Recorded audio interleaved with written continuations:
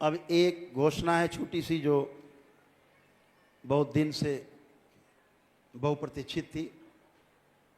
एक घोषणा थी कि दरबार केवल इतने के लिए नहीं बना है कि रोग हटाए जाएं और कष्ट हटाए जाएं।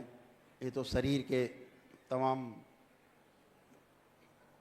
रहते ही हैं, आते जाते हैं। दरबार की एक बहुप्रतीक्षित घोषणा थी कि दरबार का उदय किस लिए हुआ, दरबार का जन्म किस लिए हुआ। तो एक लाइन में बता दें, इस दरबार का जन्म भगवान शिव की इच्छा के अनुसार, मां की इच्छा के अनुसार,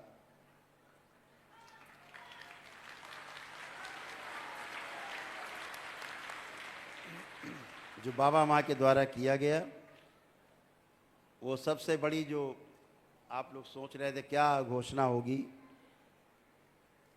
तो तंत्र की पुनर्स्थापना के लिए इस विश्व में इस दरबार का जन्म हुआ। इस बात को गांठ बांध लो।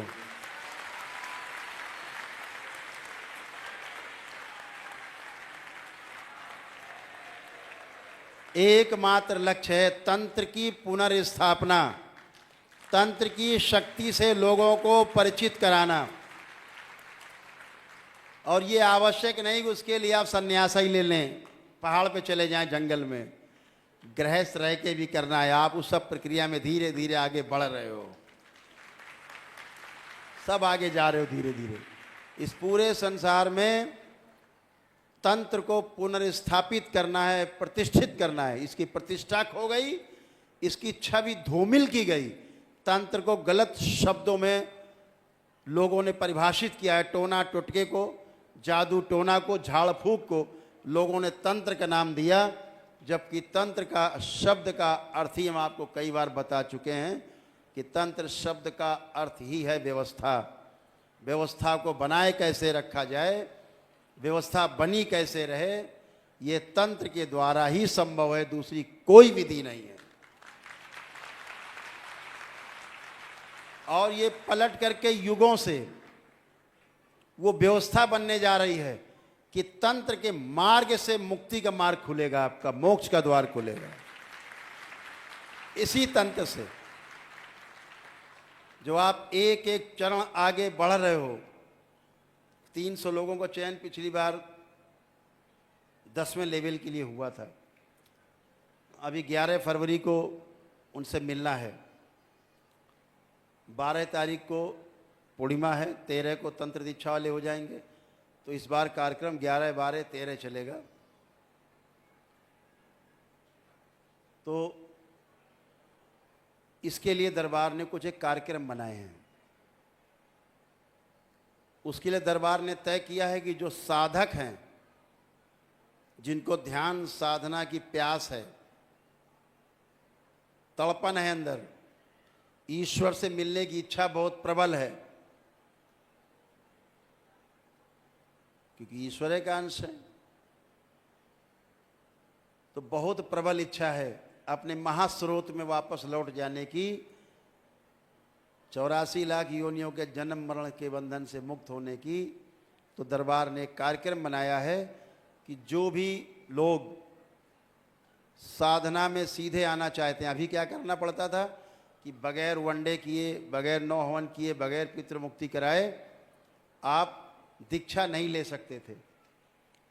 तो इसी तंत्र की पुनर्स्थापना के लिए दरबार ने कार्यक्रम बनाया है कि कोई भी व्यक्ति एक साधारण सी किट लेकर के, सिद्ध हवन की एक तंत्र दीक्षा की किट एक बन रही है, छोटी सी किट है जो आपको 2-4-5 हज़ार मिल जाएगी। केवल उससे शुद्धि करके तंत्र दीक्षा ले सकते हैं, मंत्र दीक्षा ले सकते हैं।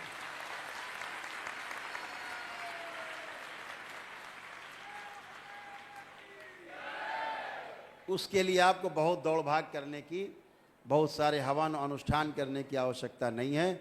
आप अपने साधना के बल पर, अपने तप और तपस्या के बल पर, अपने द्वारा की जा रहे ध्यान साधना के बल पे आप आगे बढ़ सकते हैं। उसके लिए छोटे से नियम बनाए गए हैं, कुछ छोटे छोटे नियम दरबार के सेवक उसको बाद में आपको बोलेंगे। दरबार की ओर से है कि आपको किट लेकर के और दरबार का कार्यक्रम रहेगा। उसकी ड्रेस थोड़ा अलग रहेगी, कलर अलग रहेगा, कि मालूम पड़े कि आप सीधे डायरेक्ट आप उसमें आए हैं। और ये सारे कार्यक्रम दीक्षा के जो साधकों के लिए हैं वो मिश्री मठ के द्वारा संचालित किए जाएंगे।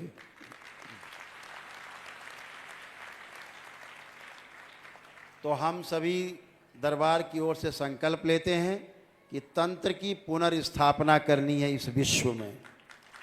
तंत्र का परचम लहराना है पूरे विश्व में। जिन लोगों ने ढोंग और ढकोसले फैला रखने हैं, दरबार के एक एक तंत्र साधक में इतनी शक्ति होगी कि 100 खड़े होंगे सामने तुम्हारे सन्यासी बने हुए गेरुआ पहने फर्जी लोग, आप एक के सामने टिक नहीं पाएगा कभी, फेल हो जाएंगे गृहस्थ के आगे। जो गृहस्थ है वो ताकतवर होगा। इनको दिखाना है कि जो गृहस्थ धर्म का पालन कर रहा है वो बहुत आगे है, तुमसे बहुत आगे है।